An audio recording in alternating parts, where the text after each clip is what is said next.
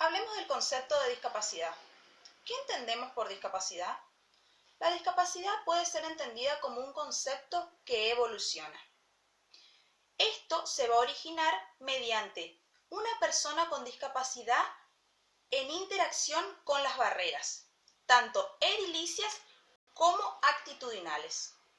Esto va a hacer que la persona no pueda acceder a diversos sitios en igualdad de condiciones como las demás personas. Pero bien, ¿qué entendemos por barreras? Las barreras son factores del entorno, del individuo, que en su ausencia o presencia van a limitar a la persona y van a originar la discapacidad. Este tipo de barreras pueden caracterizarse como los siguientes: edilicias, tecnológicas y comunicacionales. Por eso, lo que nosotros debemos apuntar es a lo que es el diseño universal. El diseño universal, como bien dice la palabra, es el diseño de productos, servicios y entornos para que todos y todas las personas puedan utilizarlos de igual manera. Para concluir, ¿integración e inclusión son conceptos similares? ¿Son diferentes? Bien, la integración hace referencia a que la persona debe adaptarse a un lugar, a un entorno establecido. El entorno no va a cambiar para esta persona. La persona con o sin discapacidad tiene que adaptarse al mismo. En cambio, a lo que apuntamos es a la inclusión. La inclusión apunta a que todos y todas podamos llegar a un objetivo en conjunto, teniendo en cuenta nuestras habilidades, nuestras potencialidades, nuestra identidad y el respeto entre todos. La inclusión es lo que nos lleva a concretar objetivos en común y a poder respetarnos como personas.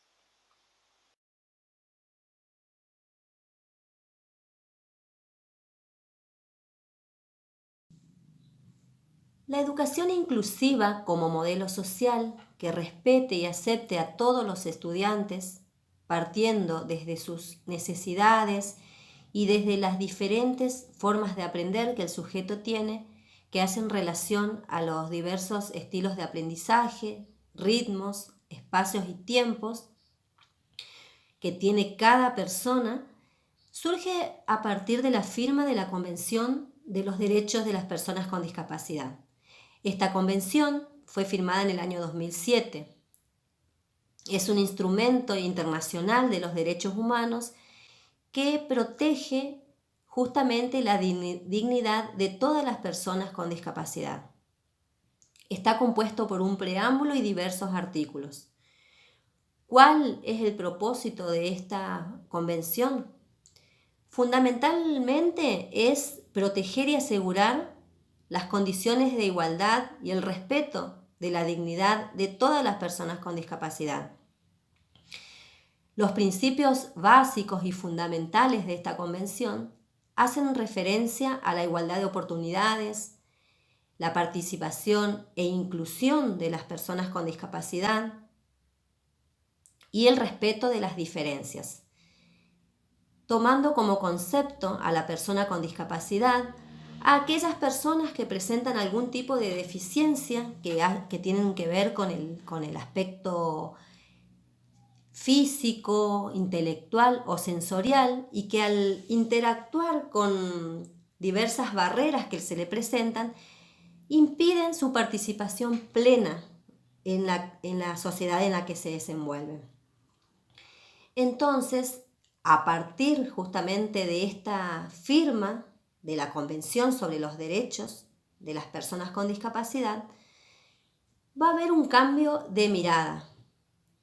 El concepto que se tenía de discapacidad cambia, se transforma y pasa a otro modelo, que es el modelo social, donde se va a resaltar las posibilidades, potencialidades que tiene cada sujeto de manera singular y única para poder enfrentarse a una sociedad y desarrollarse como cualquier persona, adquiriendo igualdad de condiciones.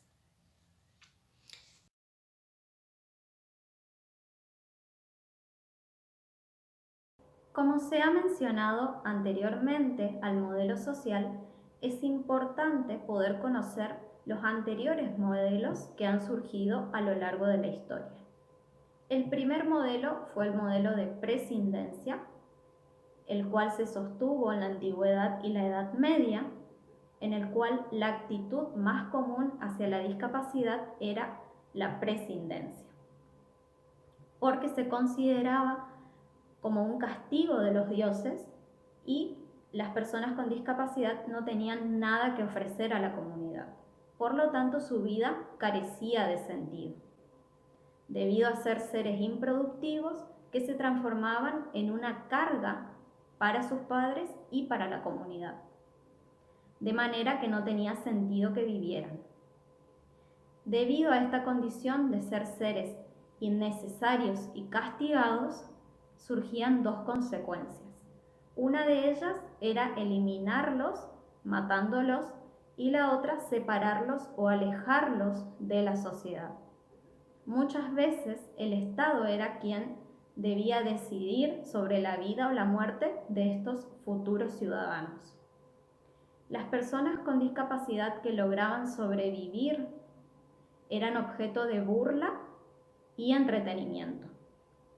En cambio, las personas que desarrollaban una discapacidad en su adultez o en la juventud eran tratadas de modo muy diferente, ya que no se consideraba como una causa religiosa, y era el caso de los soldados heridos de guerra, que en vez de ser eliminados recibían una pensión, es decir, una paga mensual.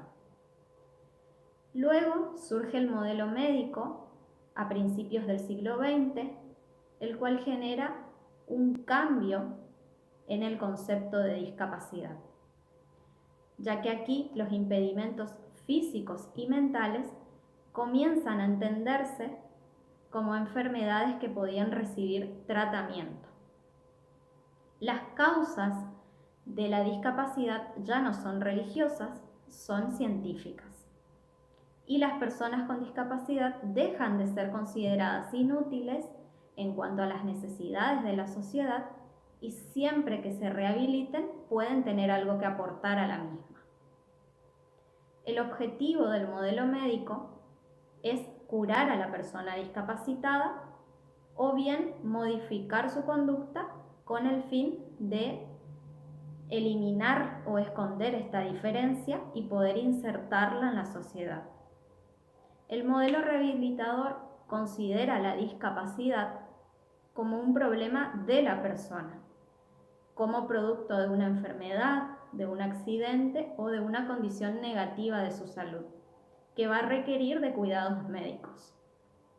Por último, surge el modelo social, el cual tiene su origen en la década de los 60 en el país Estados Unidos. Surge un nuevo concepto que va a intentar cambiar la visión tradicional de discapacidad, cambiando el foco de lo individual hacia lo social. En lugar de entender a la discapacidad como una carencia de la persona que debe corregirse para que ésta se pueda insertar en la sociedad, se pasa a mirar a las diferencias como un producto social que va a surgir de la relación del sujeto con un entorno que no está pensado para él. De manera que el modelo social disminuye fuertemente los componentes médicos de la discapacidad y resalta los componentes sociales. El modelo social va a poner énfasis en la rehabilitación de la sociedad, ya que ésta debe ser pensada y diseñada para hacerle frente a las necesidades de todas las personas, gestionando las diferencias e integrando la diversidad. Esta nueva visión de la inclusión va a desafiar a la noción normalizadora de la educación y de la sociedad, y va a sostener que la normalidad no existe, sino que es una construcción que está impuesta en una realidad en la que solo existe la diferencia.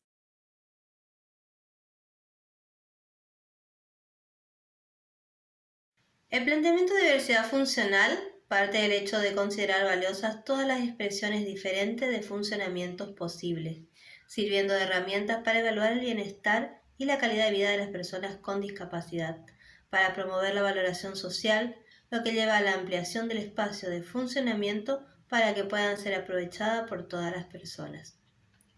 En este modelo social, una persona es capacitada cuando la sociedad pone los medios necesarios para situarla en igualdad de condiciones, donde nadie sea discriminado y exista la igualdad de oportunidades. Si bien cada persona incorpora un modo singular de funcionamiento y esta experiencia varía en cada una de ellas, es importante tener en cuenta la influencia del entorno en relación con el funcionamiento, ya que pueden favorecer o dificultar las condiciones.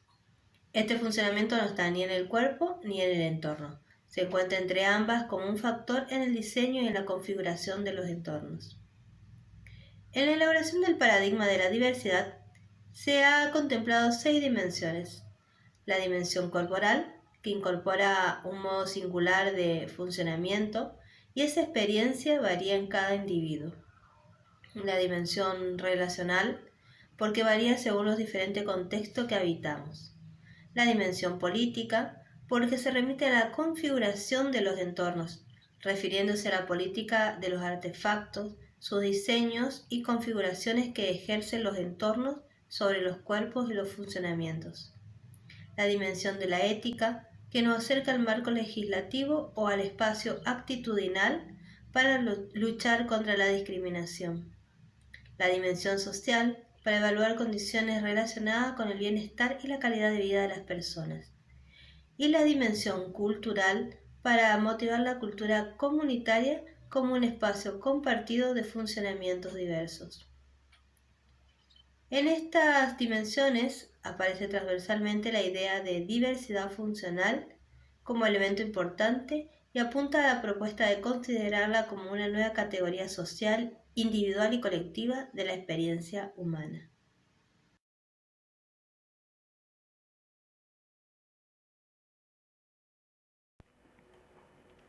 Anteriormente se han tratado diferentes temas en torno a la discapacidad. Ahora es pertinente mencionar la educación inclusiva. Al hablar de educación inclusiva, Ruth Harf nos invita a repensar el modo en que se denominan las cosas, porque están expresando pensamientos, ideas, y son esas ideas las que deben cambiar. Ella propone poner la mirada y el acento en aprender a enseñar con y para la diversidad, a eliminar barreras. En las escuelas se habla de 3 términos que son diversidad, diferencia y distinto. Lo que se quiere lograr es que lo diverso nos lleve a diversidad, que lo diferente nos lleve a diferencia, que lo distinto nos lleve a distintivo, que cada una de estas palabras nos lleve a pensar que son lo normal como la vida misma, que no son excepciones a la regla, que somos únicos e irrepetibles porque somos variados y variables. A repensar las palabras que usamos, porque hay palabras que describen situaciones, pero también hay palabras que instalan situaciones. Es decir, repensar el modo en que nominamos las cosas porque están expresando pensamientos. A veces las palabras que usamos son importantes para ver en qué medida están transmitiendo un pensamiento con el cual quizás estamos de acuerdo o no. Hay que luchar contra algunos términos que están conllevando una concepción que son las que se quiere ir erradicando en la sociedad. Por ejemplo, el significado de familia, de matrimonio, de escuelas, de aulas. Por ejemplo, también cuando decimos que se está discriminando a alguien, en realidad se lo está segregando, o cuando decimos que no discriminamos, estamos negándole al otro el derecho a ser diferente, porque discriminación es la manera de saber que el otro es diferente, pero además es reconocer la diferencia y darle lugar a esa diferencia. Y segregar se define como a partir de la existencia de las diferencias se aleja al diferente, se lo asila y se lo excluye. Otras palabras que también ella nos propone repensar es la tolerancia, también la intolerancia. Tolerar es aguantar, soportar, resistir, disimular, sobrellevar, cargar con. A diferencia de la intolerancia, que es el rechazo del otro por lo que hace, dice o piensa. Tampoco caer en la intolerancia del prejuicio y la segregación, que el problema en realidad no es tener prejuicios, sino que el problema está en cuando no se permite que la realidad anule esos prejuicios. Entonces, es necesario que las personas con discapacidad no sean toleradas en las aulas, sino que sean diferenciados, reconocidos, registrados, que no haya ni segregación ni negación, sino conocimiento y reconocimiento.